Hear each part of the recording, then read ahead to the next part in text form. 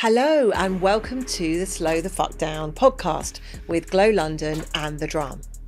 I'm Emma Harris, Chief of Glow London and founder of the Slow the Fuck Down movement. In May 22, I had a completely out of the blue cardiac arrest and the odds of 96-4 surviving unscathed. Since then, I've been committed to sharing the perspective I'm now blessed with, that many of us are wasting the precious time we have on this planet with unsustainable pace and stress. In a world that's only getting faster, we're here to remind you that slowing down isn't just good for your health. It's about creating the right focus, making the right choices, and most importantly, achieving the life you want both in and out of work. In each episode, I'll welcome some fabulous guests onto the show to share their stories of how slowing down or not has affected their lives, their teams, and their businesses. Let's get started.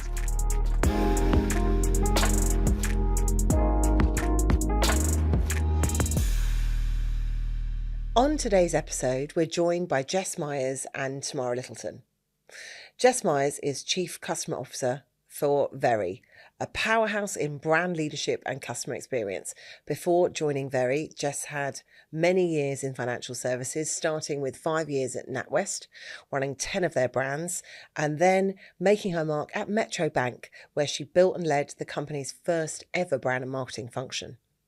Since joining Very in October 22, she has absolutely transformed the business across marketing, creative, digital, customer experience, and data and analytics. She is the visionary behind their very bold brand platform, Let's Make It Sparkle, which brought us the unforgettable trio of Kerry, Terry, and Cherry. That campaign didn't just dazzle audiences, it really delivered results. She's all about the customer connection, bold creativity, and results that sparkle. Joining Jess today, we have Tamara Littleton. Tamara is founder and CEO of The Social Element, the global agency behind some of the world's biggest social media campaigns, including Oreo, Visa, and Smirnoff. She's also the co-founder of Polpeo, which helps teams prepare for crisis with cutting-edge simulations. A campaign inspirational women's CEO of the year, LGBT plus Q plus trailblazer, and co-host of the Genuine Humans podcast. Tamara is also all about authentic leadership, bold thinking, and building brands that truly connect. And perhaps most importantly for today, she's one of the people that saved my life in 2022. Welcome, Jess and Tamara. I'm slightly overexcited and beaming because this is quite a special episode. This is not our first rodeo. So how long ago was that actually? Like maybe 5, 6, 10. sometime between 5 and 10 years ago. It was pre-COVID, so it feels like another generation. But in fact, it was a Marketing Society lunch hosted by the fabulous Gemma Greaves. And was it the first time we ever met, actually, Jess? The first time we met, yeah. And at the end of it, Gemma said, we want to record a podcast. Would you guys be on it? Tamara and I had already said we'd be on it. And then we convinced Jess to be on it. And it was your first podcast. It was my first ever podcast. We've come full circle. And here we are again. The gang's all back together. I think we'd had a little bit more wine than we had I then. think it helped. It did. Well, we'll see. Anyway, so welcome and thank you for being here. I really appreciate it. The first question I always ask my guests on Slow the Fuck Down is, how do you think we've got here? And by here, I mean in a state of an industry where like 1 in 2 marketeers are thinking about leaving, all this overwhelm, huge redundancies, a lot of stress in the industry. It's quite tough out there. How do you think we've got here? Can I come to you first, Jess? Yeah, it does feel a little bit wild, doesn't it? I think I heard someone say the other day that change has never been so fast and it will never feel this slow again. So I think, change is the only constant and there's a huge amount happening around us. We're asking our people, and it's being asked of ourselves, to do more with less. There's a real focus on costs, so whether that means heads or whether that means kind of investment. We're being asked to go faster, to scale more. Around us, we've got all the kind of the impacts of kind of the macroeconomic. We've been dealing with a cost of living crisis in the UK, and that's really influenced consumers and how they're feeling. We've obviously been dealing with political issues. We've got war. We have got tariffs. We've, it's make it up. Well, exactly. So it's quite exhausting when you go through that list, and I think that's made it quite a challenging time. But that there is a couple of skills of thought in there. I think for me that there are some people who completely thrive in this opportunity. They think, actually, I love a challenge. I'm up for working quite dynamically. I like to think quite entrepreneurially, and they adapt quite well to change going around us. And there's others who are probably feeling a little bit lost, and there's quite a few people who are feeling an awful lot of burnout. I expect we're probably going to tackle all of those as we chat today. But today is not for the faint-hearted. Absolutely. I think it was Martha Lane Fox that said today's the slowest day of the rest of your life, and that's absolutely terrifying. And there was a Greek philosopher, Heraclitus, who said change is the only constant we can assume, and he said it a long time ago. There is a sense, people say we've been here before, that it's just a cycle, but it does feel completely overwhelming at the moment. Tamara, what are your thoughts? I'm just going to sort of add to the laundry list. I think there's, as well as the geopolitical state, we've got the rollback of DEI that's having a massive impact on everyone. And I think we also forget about that we were in a global pandemic, and it's almost like there's this expectation that we went through that. It feels like there's a sort of collective trauma, and then the fact that people just had to get back to work again and just carry on as if nothing had happened. And I think there has been a big impact on the industry from that. And also on the agency side, I guess, the struggle of when CMOs have their budgets cut, it impacts on the entire ecosystem, on agencies, on consultants, on trainers. So I think, money is a big issue, plus, the laundry list that Jess covered as well. Yeah, I think it's something like since COVID, we've been working an extra, it works out 2.5 extra hours a day. So that's basically, we've turned a 5-day week into a 6.5-day week. If we compare to pre-COVID, no one's really talking about that shift in expectation of always on behaviour. I think also I agree with you completely. There's a sort of post-traumatic thing that we're all experiencing, that COVID, we never saw it coming. We never in our wildest dreams imagined that would happen. And there is this sense of what else could happen. Yeah. The ground beneath our feet was taken away, and that could happen again. I think that sense of uncertainty, I remember us talking a lot at the time of COVID about uncertainty has to become your friend, because you just we can't predict what's going to happen next. And there is a lot of opportunity uncertainty, but it's also very unsettling. Now, data stats quite interesting, isn't it, about the kind of working extra 2.5 hours a day? And I wonder how much of that is, or what that actually means in practice, because there's so many people now working from home or versus working in the office. And I think we have quite a lot of kind of technical tooling that helps us. Our devices are always on, so you might be tending to the children in the evening and firing off an email at the same time. And I wonder how much we are getting really good at juggling things, and whether the work-life balance is actually, there's no point where one bit stops and one bit starts. We're actually getting quite masterful at how we work on all these things together. But obviously 2.5 hours is extra. It's quite a lot more time. It is, and a lot of people say, AI is going to improve things and all these efficiencies with all the technology, but it'll just mean we'll do more. It's that air expands to fill the available space. It'll just become more and more and more. How are you doing? How are you both doing? So amongst this, I sort of know the answer to this question from you, Jess, because I think you are quite bucking the trend, but how are you doing? Well, it's easy to respond with a one word and say, look, I'm really good. Yeah. But that's quite a loaded response. It's like someone says, I'm fine. There are multiple dimensions to fine.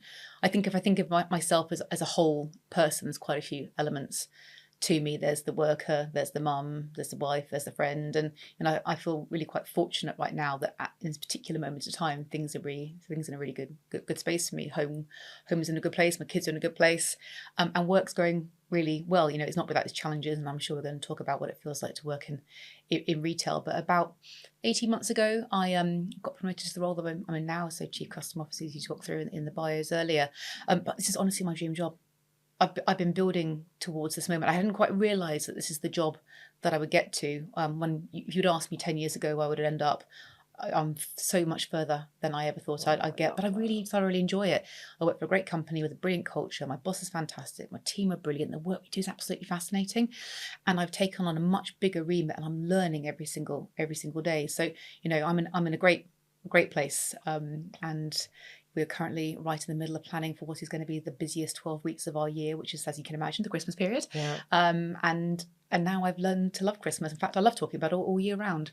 So yeah, in May, June, July, I'm having the Christmas jingle going through my mind. So yeah, I was born for Christmas in retail. It's the most wonderful time of the year. It certainly is. I absolutely love that. I do think you are unusual in that. I think you are bucking the trend. I think if we could bottle a bit of Jess, how do you think you are managing to slightly escape the madness then with that answer? Oh, yes, I knew you were going to probe and go, what are you doing under the skin, Jess? I'll come to you in a minute. Because, there's obviously, everyone who knows who I am, I've obviously, I admit that I'm a high perfectionist, which is brilliant because it means that I will never let myself fail and I push really far. It must be quite exhausting to work with me and for me sometimes. I appreciate that. I think in the experience I've had, as you build to a role like this, the reason why you get this because you've learned and you have had challenges and you have learned from that, and I definitely could never call them a failure. I always call it a learning, and that can be on the technical side or could be on the kind of behavioural professional side. I'd be interested to hear your thoughts on this as well tomorrow. But I think what I've learned to do is work out how, and we've talked about this before, turn the dial up and turn the dial down. And I work in a fairly intense industry. Retail is always on. There's always somebody looking to buy. We do a phenomenal amount of retail sales. I'm chasing a number every single day, and that can be quite an exhausting place to be when you're always on. And I've learned through doing it well and not doing it so well how to turn that dial up and down. So be all in and intentionally pull myself out at the right time. That's really important. We'll come back to some of that in a minute. Tamara, how are you doing?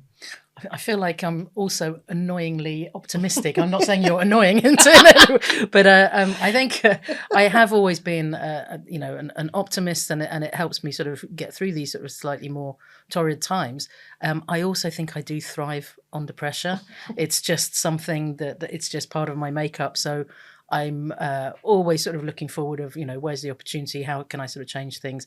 I'm not afraid to sort of change the company and move in different directions, and I'm running 2 companies. So on paper, that is a lot of work, but I've been very, very sensible in that I put myself into the chair role of Social Elements over a year ago, and I have the most incredible team and they are driving the agency. So I'm not as hands-on anymore. I'm sort of a little bit more further back. That makes a big difference because the second company, Polpeo, is much more hands-on and that's growing at pace. So I think I just feel like I'm perhaps quite resilient. I seem to stay calm and always looking to the future. Excuse me. I am also a perfectionist and a people pleaser, which does make things stressful because I think what I'm not always good at is saying no to things. It's something that I'm definitely trying to do more of. With my little Emma Harris voice in me talking about prioritizing, how important that is. And that when I do say no to things, I always kind of come up with an alternative for someone. Like if I have to pull out of if I say no to a speaking gig or something like that, I will recommend someone else. So I have ways that I don't feel like I'm letting everybody down by saying no, but I am saying no more, which is really important. And also I've been doing this thing, I'm calling it romanticizing work. So basically when I go and, run a crisis workshop, I'll make sure that afterwards there is time in my schedule to just sit and have coffee and watch the world go by.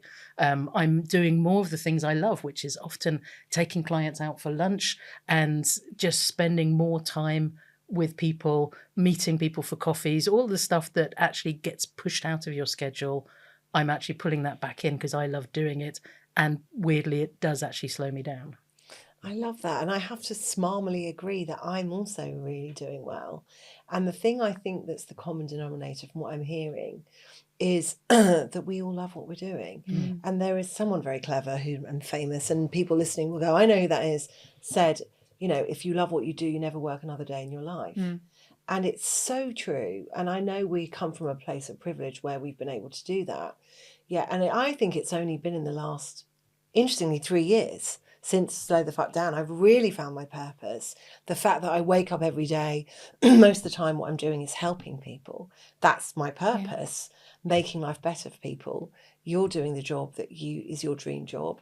you know, you're serving your absolute purpose. Yeah. You love crisis. That's what you're embedding yourself in every day. And you can look back at a business that you've built with pride, with a little bit of objectivity. And I think there is that. And one of the big things I would say to people, if you find, you know, that Sunday night feeling that you're in a place in your life where Monday just feels like a mammoth insurmountable task, then it's time to think about doing something different, because that stress is just not worth it. It's not a dress rehearsal. So yeah, I think we can be smug bastards together, is my point. Let's go back to what you were saying before about retail. So I mean, I've never worked in retail. I've worked in FMCG, which is sort of the other side of the counter. But it's got to be one of the toughest environments. You said you're chasing a number every day, absolutely relentless. How do you keep the team up on that pace without killing them? Yeah. Because I know you don't, because I've spent time with your team and I know what a fantastic leader was. Just tell us a little bit about how you get that balance for them right. Yeah, well, so I joined retail almost 3 years ago, actually. I joined the Very Group October. So I had started, my entire career had been in financial services before I joined Very, which feels completely different in financial services. Yes, of course, there's pressure and coming from different places, and at times there are pace. But I remember we used to sit in trading meetings and we'd kind of look back at the numbers, and you might be looking back over a month or a quarter, and broadly it's the shape that you kind of expected it to come in. And so I'm sitting in trading meetings almost every single day. You know, every single morning, the first thing I do is check a sales report. It's a very different pace. Plus, joining at Christmas, I walked in, and having not worked in retail before, I was like, "Oh my gosh, this place is on fire! Like, what is everyone doing? Why are they running? Why are they running around? Why is everyone so stressed?" And now that's me, but in a much more calm way. But I like what you were saying earlier about, you know, I like being under pressure. I'm actually my best probably when I'm under pressure, and there's nothing like a corporate crisis to focus one's mind and get everyone working together. So back to your question, then, how do we not burn everyone out? And I think I put myself into the same bucket, because I've obviously done well and not done so well in these areas before. There's a few things in there for me. It's around really caring about what we do. It's about making sure we have really clear plans and objectives, making sure our plans are in place. It's making sure we're working together as a team and everyone working behind one unified goal. And it's making sure we know when we need to double down and we know we need to pull back to that dial piece I was talking about. You know, we are here, you know, as we head into that Christmas period, everyone is on. You know, we are avoiding taking annual leave. We've got backups on backups. You know, we are working right the way through, because for us it will start on probably the 1st of October and it'll go right through until kind of late January, when the January sales are over. And in that period of the year, we will do about 40% of all of our sales will come in those weeks, and you will never catch it up when we finish the year on the 30th of June. So making sure everyone's really focused at that point is important. So yes, there's the work element to it, but then there's also the great leadership part of it as well. It's making sure you're sort of staying in tune with the teams. There's a few things that we do which have worked really well at Very. So of course we have our culture survey where we kind of get a pulse on how everyone's feeling, and we take it really seriously. Generally the themes tend to be quite, you know, consistent, and so we spend a lot of time working on that. And I then have a time with the team that I absolutely love, and it's called Coffee with Jess.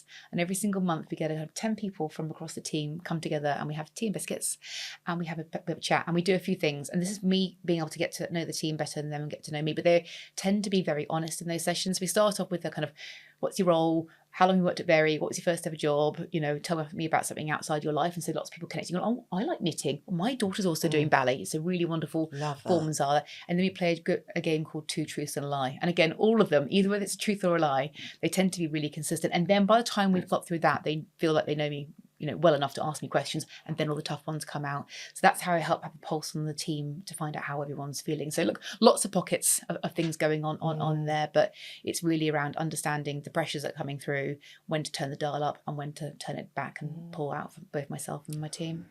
I mean, you're an exceptional leader, and I've seen that firsthand. And when not long into your journey at Very, you and I had a breakfast, and you said, I want to do something to show them I know I'm a perfectionist, but I want to show the real Jess, but I don't want to stand up with a PowerPoint saying I've got 2 kids. And so we did a fireside chat. So I did Slow the Fuck Down. We did a fireside chat, and you were like, I want them to see my vulnerability, and my God, you went there, and it was such a thing of beauty, and I could feel the energy in the audience. You had your whole team there. you talked about that time when you first joined. Yeah, I did. Well, I'll say it again. Then I'd first joined. I've been in the role for a while. We had a management consultant firm come in. We'd been working really hard on a growth plan. I remember vividly sitting at my desk about 4 weeks in, having to fill out some template for this company, and I didn't know where to start, and I just cried. Mm-hmm. And I thought, do you know what, my team need to know that, because actually all they saw was the end product. They saw the end product when I hopped up at the end, presented what the plan was, talked about the incremental investment we're getting, talked about how fast we're going to be moving. And they must have thought, this girl's a machine, how on earth does she does it? And I just felt like that's just the tip of the iceberg. And of course, that's the bit we always want to show people. But there are many layers to people. And I just felt it would have been quite a kind of authentic moment to probably show that, you know, Jess has her moments as well. Yeah, it's so important because you're giving permission. Yeah. You know, it's that overused sentence, psychological safety, but you're giving permission to not be perfect. So many leaders think that perfection is what a leader is, and it's just absolute bullshit. Going back to talk about crisis, so Tamara, obviously with your Papeo hat on, you must be busy. I'm not surprised you're pretty busy at the moment. You said to me the other day you're doing 2 a week. Yeah. Two simulations a week.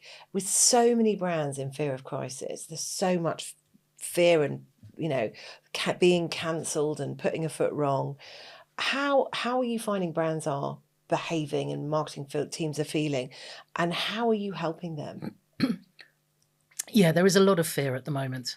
And as you say, you know, we've never been in so much demand in terms of helping people prepare for a crisis, because I think it is, and it's difficult because, of course, you know, I can't tell you what it is that we do with the business. Everything is under strict NDA, but I can talk about some themes.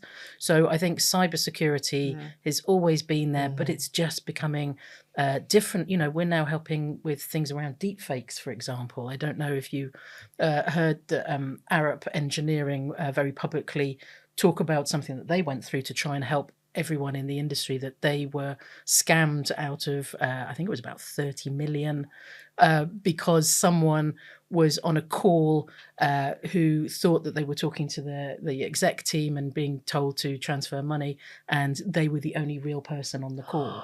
And so these are the things that people, you know, you didn't know that you had to worry about that. And now, you know, as a sort of senior leader, you have to worry about that. There's also the sort of the culture wars, the rollback on DEI. I think brands are more nervous to support, you know, different communities. For example, the LGBTQ plus community. There's been less around supporting Pride. I've always sort of said that Pride should be an all year round thing, but honestly, I would prefer it if brands were doing more, even if it was just for the month of June.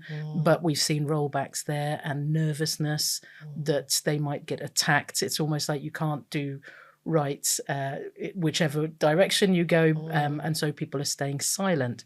So what we're actually doing is we're helping brands develop more resilience and putting them through a crisis to show them what a backlash looks like, so that they can actually be more prepared and they can actually stand up for themselves and their values, train the teams, and basically stand up to the bullies, I guess. So we're doing a lot more around that. And then there's just so much more that I think everyone, since the pandemic, I think there is that realization that you don't know what you don't know. Anything could be around the corner. So I think we're just doing more general, let's be ready. And actually it kind of bonds the team as well. So it's good leadership training as well. Yeah, I've witnessed it firsthand, and it's quite something great, to isn't see, because even though they know they're in a classroom and that the crisis isn't really happening, that the way the stress levels happen, the cortisol's rise, you can see, really interesting observing that human behaviour. I love what you're saying, because the language you're using is about resilience.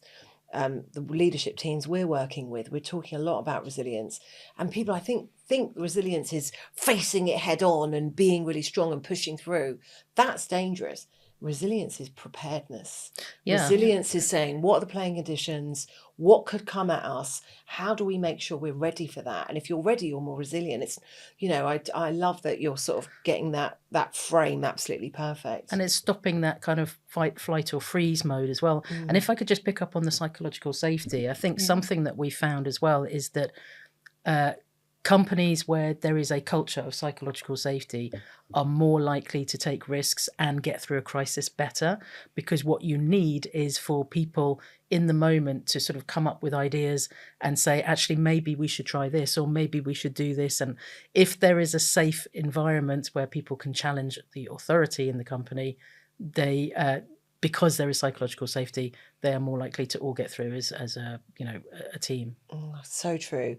People that are regular podcast listeners, they will have heard me talk about this before, but Patrick Leccioni, who we love, Yes. his 5 dysfunctions of a team, I don't know if you ever read it, Jess, but that basis of trust, which isn't trust, I trust you to do your job, it's that not predictive trust, it's like guttural trust. I can say I fucked up, I can say I don't think what you did there was right, Yeah. I can challenge things, I can ask for help, proper safe trust. When you've got that, you can get conflict. Once you've got conflict, you can get commitment and you can get accountability, get results. But without that bit at the bottom, and it's so, but I think with the behaviours we're seeing now, it's getting harder and harder to build that trust.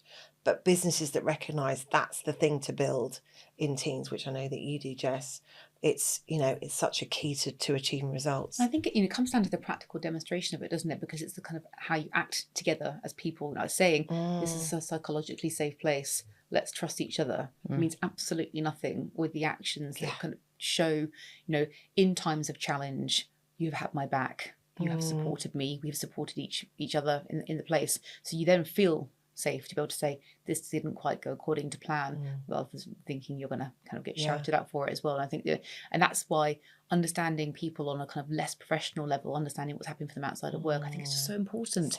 It baffles me when people say, oh, I leave my home life at home. It's like, well, why? It's the work-life merge, is what I call it. So when I speak to you when you're working from home, I'm not seeing you at home anyway, so I'm kind of there already. So let's get to know each other better, because that's just how relationships are formed, and those strong relationships are those foundations for trust. And when you trust each other, those teams just work so beautifully together. So true. I mean, historically, it's about protection. So that corporate mask, people think it keeps me safe. So if I only show this bit of myself, then it's all based on imposter syndrome, and it's this perceived version of what I need to be at work. But I always say, if I'm wearing a mask and you're wearing a mask, how the hell are we communicating? And we work a lot with removing that mask and building that trust. And hopefully through these podcasts, you're going to have lots of leaders who are removing their masks and making it okay. Yeah, well, that's what this is all about. Just coming back to you, Jess, we talked about this extra 2.5 hours a day that we're doing. How do you create with that? I know you're very boundaried. Tell us about the boundaries you have, because for someone working as hard as you and clearly remaining calm, what's your boundary mechanism to keep yourself sane? Sounds so framework-led. Well, you are. Actually, let me tell you a story, because I used to be terrible. Yeah. I had a moment where I came back from maternity leave, and it's always a really difficult time coming back from maternity leave when you're a high achiever, really ambitious, you've been out for a period of time, everyone has moved on. They've not moved on intentionally to forget you, but they just everything's moved on. And I came back and I really struggled with that. And I remember trying to work really, really hard to get back to where I was. And I remember I was working a kind of compressed week. I was working all these hours. I was working my weekends. I was working in the evening. I was trying to be back to the people pleaser, trying to please people. And I was just getting really burnt out from doing it. Obviously, I also had a kind of 10-month-old baby and a 3-year-old. I just didn't know what I was thinking, to be honest. So I talk about this experience quite a lot to say, don't do what I did. And I remember we had a coach come in and talk to us about resiliency.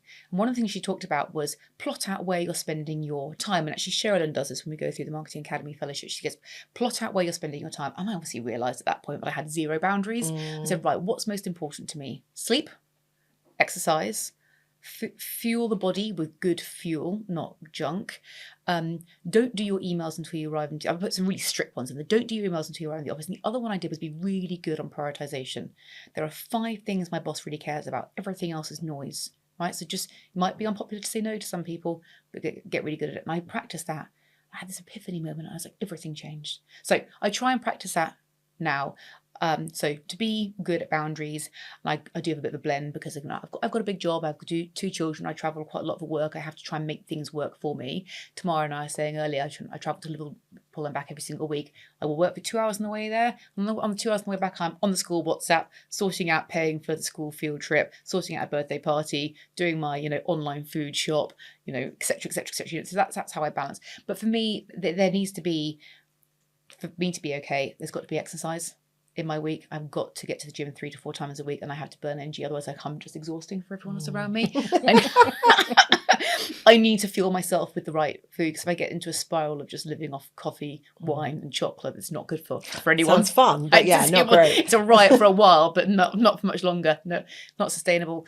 And then I need to make sure I get sleep. Sleep is just so important. And if I'm not exercising, not fueling the body, drinking too much caffeine, drinking too much wine, impacts the sleep. The cycle goes around again. So for me, those are the things I put in place. Boundaries wise, from a work perspective, it's back to the dial. Sometimes I'm all in. When I get towards Christmas, I'll be working, not around the clock, but I'll be putting in some significant hours. And then I had the moment to pull back, I would do it. And I now know when and how to do that. And so I try and practice that, but I don't always get it right. And and that's the whole point, isn't it? It's about saying I don't get it right, but when I don't, I'll learn from it. And honestly, everything you're saying, it's as if you've heard "slow the fuck down" loads of times. And what you're describing for me is that sort of really clear why, what, and how that so many businesses and individuals lack. Is that why? What actually we're trying to achieve? The what are the priorities? What are those 5 things? And I always say 5 things. The unconscious mind likes odd numbers. It likes 5s, not 4s, not 6s, 5s is perfect. And what are the behaviours that are going to get us there? And that's absolutely perfect. Yeah, 3s and 5s are my favourite. If my team ever come to me with 4 things, I like them to know.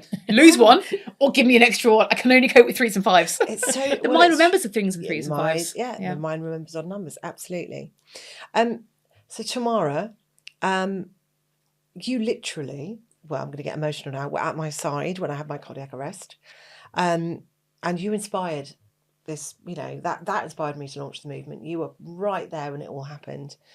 How has that impacted your life today? What are the things that you've done? You've mentioned a couple of them, but what are the sort of boundaries that you put around yourself because of we've spoken about this so much, and it's I still see that moment. It's very, very much stayed with me. And I think what it did is it reminded me that we are not invincible. and also that life is so precious, and that I think it kind of made me, it sounds really macabre, but I do think about death a lot more, but in a positive way, as in, what do I actually want to leave in terms of, what do I physically want to leave, but also what do I want to sort of leave behind as, what people think of me and memories. And so I think in that sort of moment, and ever since then, I think I've become a changed person, that I don't sort of get so worried about all the things, because it is, as I said, you were nearly taken from us. Thank goodness you weren't. And it's more about, actually, let's have a good life and have some fun along the way, and do good for other people, and just, it's what impact can we make, because we are all going to die at some point, and I'm very grateful you didn't. Yes, me too, and thank you. Please don't do it again. I won't do it. Well, I've got my own little defib, so if that does happen, I don't need 3 doctors having brunch at another table. I've got my own little device, so I'm good. Has there ever been a time where you have not slowed down? Yeah, and I think I noticed the warning signs. So I've definitely been close to burnout. Not actually tipped over to burnout, but had it sort of medically checked, and it was very, very close. And that's when I wasn't perhaps paying attention. So that was sort of several years ago. But I think now I just notice faster that something is wrong, and it's because I am quite sort of focused on life. It's when I start to lose that joy, when work is just like, I'm not necessarily enjoying it, or just something is something is off, and that's usually when I'm not taking enough downtime. Getting an executive assistant, this amazing woman called Claire, has been groundbreaking for me as well, because she reminds me that I haven't taken enough holiday, and she puts holiday in for me, and that's really good. But also, when I know that I'm getting overwhelmed, I just have to remember that I have to look after myself, because the thing is, when you run your own company, people don't tend to sort of say, you really should take a break. You have to do it for yourself. So I have got a lot better at taking myself off. There's this great place in Verona that I go to that I just get massages and a digital detox. It's absolutely incredible. I think that's the way that I can properly, I'm on my phone way too much. So just having a digital detox, eating healthily, and actually similar to you, I have sort of focused much more on my routine. Again, the wonderful Claire, one of the first things that so this is over a year ago, and I said, I'm thinking of getting a personal trainer. The next day she said, right, I found you one and you start on Thursday. And I was like, oh, okay. And so actually I have sort of been forced to have a new routine. I eat much more sensibly. I have food delivered that actually is really healthy and I don't even need to think about it. It's that helps me. Not every single meal, but it's just knowing that I'm getting good food in me. And I track everything. So I actually will track my sleep as well. I take pictures of what I'm eating. So I have to be held accountable to the personal trainer. It sounds a bit weird, but I think I need that. I need routine. I need accountability. I need consistency. And I've noticed how much calmer I am this year than I was like maybe 5 years ago. That's amazing. All choices. Yeah. Jess, you mentioned about your return from maternity leave. Do you think that's the kind of toughest you've had it, or then other times where you felt like you've sort of eyes gone off the ball and you've not looked after yourself well enough? Yeah, I think I've had it a couple of times actually, but I think that I'm now quite good at recognising when I've gone too fast. I think, Tamara, we're so similar in lots of things that we do. I like to move at pace. I'm at my best when I'm absolutely sprinting. I'm not very good at pulling back. I don't recognise what happened, and then I'll get to realise, my husband will laugh at this. I get really unreasonable. I realise I'm becoming really unreasonable, and that is because I've lost perspective on things, and I know that's one of the points where I have to pull right back. So I think I probably had a couple of times. That's one. Another similar scenario where I was just completely focused, running too fast, trying to be a people pleaser, trying to spin a million plates, and getting into a difficult cycle. But I feel like I'm much better now at kind of checking the signs. And when you check the signs, what's kind of the first you'll go to? Right, this is what I need to change now. What's the thing you think's the big shift in those moments? It's funny. Someone said to me the other day, if you're feeling under pressure in a meeting or in a work day, like what do you do? How do you cope with that? And I was like, I've got a really random thing that I do. I love this. Really random. I'm obsessed with this lovely Aesop hand cream that I have, and it's very herbal and very aromatherapy focused. And I will honestly cover it in my hands, and I'll sit there, and I'll deep breathe this lovely, and so it's deep breathing. Calming. And the calming sense, and suddenly I feel better. If I'm going to go under a really high pressure presentation or board meeting, or you'll see at my desk with my hands like this, you'll know exactly what I'm doing. So there we are, everyone. That is what I do. Now we know. So now you know. It's now quite I know a power move as well, just to sort of pause and just. But it is. There's something in there about the power of the pause, the box breathing, the calming, senses. There's something in there that gets you to stop. So that's the in the moment bit.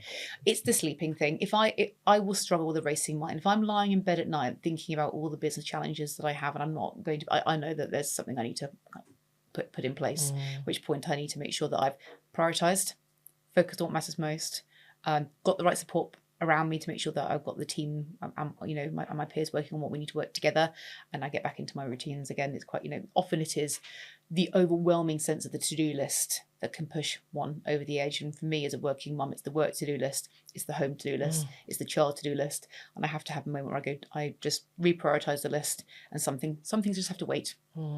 If I haven't been able to make any fairy cupcakes for the school fair, that's cool. I'm just going to go and buy some and chuck some money in a bucket, and then I'm done. Yeah, I love that whole, in the summer or at Christmas, the school fairs, when you end up buying back the shit that you bought anyway. I mean, it's just... exactly. It's the same bottle of booze, isn't it? That goes into the tombola, you win it. Damn it! Absolutely. I feel the thing I notice is when something small can tip me over the edge. So something that happened recently. So we have a bin that's got two sections, the recycling and the normal, and it's a pedal bin, so you'd have to touch it. And for whatever reason, the mechanism isn't working, and it's from a very reputable never knowingly undersold retailer who I've got a 10-year guarantee on. And the minute I'm at the bin and put my foot in it and think, oh, I've got to take a picture of it, send an email and get it back. And then the second later, I've forgotten. Yet, how many times a day am I going to the bin and then going, I must do that, I've forgotten. And I got to a place recently where that made me feel that anxiety started happening of it's another thing that I've got to do. And how am I going to find to do that? And I think that for me was a trigger. I was like, right, okay, I need to delegate some stuff. Yep. I need to. So we've got a fantastic, well, I call her nanny, but she's like, I've often call her my husband because I've said, God, I love my husband, but if she left me, I'd be fucked. And she, does housekeeping and shopping and cooking and looks after the kids and, is like a counsellor for the kids. And I said, right, can you just, I need to delegate this. And she is just amazing. So it's the prioritization and delegation, isn't it? Because you don't want to take all your entire list and just dump it somewhere else, because actually that list is too big. You need to make sure you're really clear on what's most important and make sure you delegate the right tasks, because otherwise you're just dumping all your tasks onto someone else and making and especially when it comes to our team as well, it's like, can you please do these 15 things? And actually, suddenly they're feeling really overwhelmed. So it's the prioritization of like, which was most important? Was it the bin or the bin liners? Which you've got to get to. And sometimes that can be hard, I think, that letting go, because especially if we're sort of high achievers, like, and actually we talk a lot to leaders about the fact that if you don't let go, you're never going to get out of the weeds. You've got to, if they make mistakes, it's learning, like you say, how are they going to learn? If you're in lots of meetings with your direct reports, then what you're unconsciously telling them is that you don't trust them. So having that shift, but learning as a leader to step back and trust your team is a really big thing. And I think actually just going back to the sort of being a role model for the team, you have to be clear that it's okay to have a life outside of work. I'm a big fan of like escapism to sort of get through the madness as well. And as you know, I'm a big fan of singing, and I sing in a choir, and that's the way that I get sort of make sure that I'm prioritizing things outside of work, because it calms me down. And when you're singing, you have to remember the lyrics, the harmonies, and we've gone on tour to Ibiza and it takes up a big chunk of my life, but I choose that is important to me because it does kind of just calm me down and make sure that I'm not just only about work. Yeah, that's so true. Finding what your joy is and filling your life with more of that. Have you got an equivalent of singing, Jess? Well, actually, as you were saying, I was thinking, what am I? I've got two actually that spring to mind. So one, I love a good spin class. I love being in a dark room where I get shouted at by somebody. I will pedal really, really fast and I'll try really, really hard and I feel great afterwards. But at the time, I was just thinking I'm about to die. But the other one, you're one of the singing. We love going skiing with our kids, and there's something quite cleansing about skiing.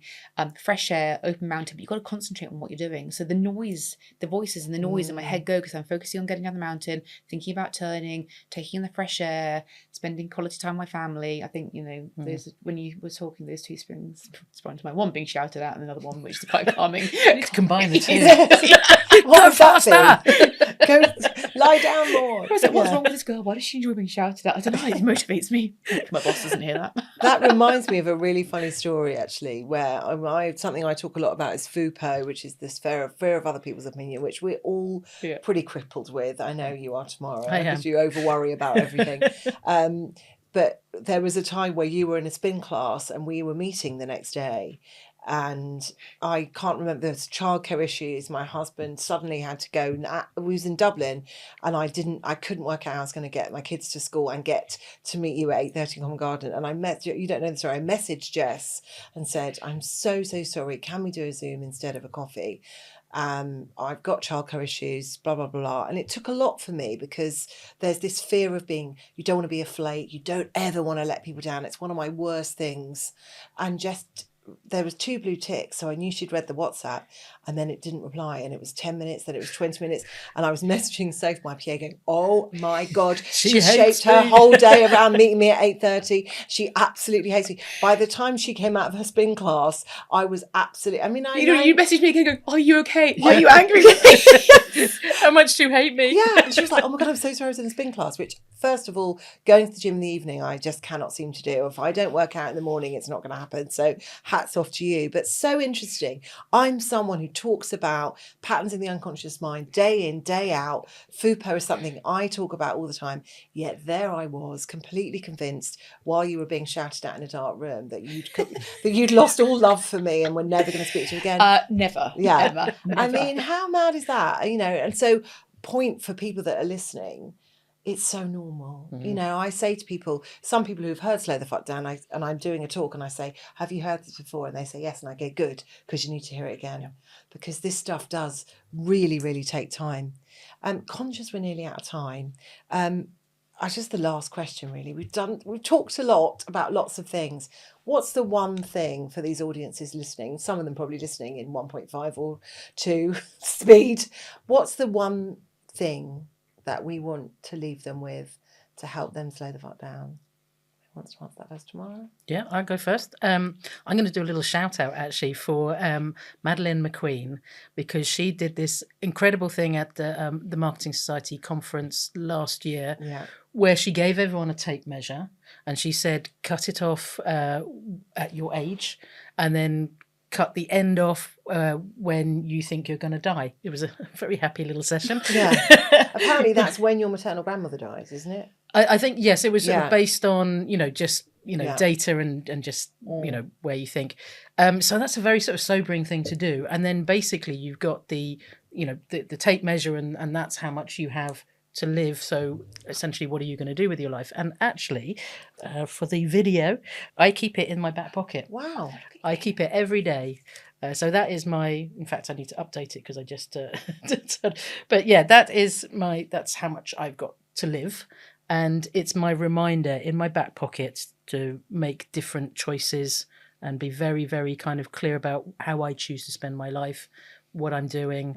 Wow. And so, yeah, kudos to her for that. And that's so I think maybe perhaps people can be thinking about that a little bit more as well. Do you change every day? You put it in your pocket? I take it out of my pocket and put it into different trousers and everything. Wow. So I go out where yes, there's probably a lot to be said about me. I've got certain things in my pockets that make me happy. I've got little kind of what else you got? Oh my God, this is. I feel like the listeners need to know what's in your pocket. Yeah, this is right now. Tamara's pulling out a. This was actually given to me. Do you remember when we did a Wackle Wisdom and it was given to me by the other panelists? It's this tiny little kind of star. You're allowed to. And it's like it's just really soft. And I use it as a kind of a little bit stressed. It's just something to sort of hold. And so yeah, I put that in my pocket. Wow. I use my tape measure and my keys and my phone, of course. Love that. So I think that's something that I want to leave people, is just perhaps be more attentive to how you're living your life. I love that. Madeleine's coming on the podcast with her lovely husband. So awesome. She is amazing. I had that. I did that exercise, and I could see a lot of people freaking out with how short their tape measure was, and it was a real moment for me, because that tape measure is there for me, because really I'm 52 and my tape measure probably should have been cut at 49. So every year for me, every one of those centimetres for me is a bonus. And I think I've got a real privilege there that I don't have to have that fear. So yeah, it's a really good exercise. Jess? Oh, I just feel like anything I'm going to say now is overwhelming. What's in my pocket? Absolutely nothing. I feel like I need to put more stuff in my pockets now. I just think different comments, similar vein really. It's just about finding the joy. Mm-hmm. I just think that with everything we've talked about today, the stresses and the pressures of life, thinking about what matters most to you, not having that Sunday night dread, thinking about the job that you do, how you bring that together to find the love and the life in what, for me, the job is all about do great work with great people. Yeah. And if I can feel fulfilled doing that, then I do. And luckily I feel like that place, and making sure that I prioritise what matters most to me, which is absolutely always going to be my family. You are living, breathing, slow the fuck down. Work out what matters and prioritise it. And often we don't. It's almost like I've heard Emma speak 5 times. It is. It is. Wow, that was amazing. Thank you both so much. I'm going to have to re-listen to the pod in slow motion, because there is so much amazing stuff in there. It's been a particularly special one for me, obviously having one of my lifesavers here to witness, that this is the movement, this is actually happening. So thank you both. Absolutely brilliant. And I hope you all enjoyed it. Thank you for listening to Slow the Fuck Down. Thank you for listening to the Slow the Fuck Down podcast with Glow London and The Drum. If you found this episode interesting and insightful, please help us spread the word by giving us a follow or sharing it with your friends. And if you feel inclined to give us a quick review, that would be awesome. Let's all do what we can to help the world slow the fuck down.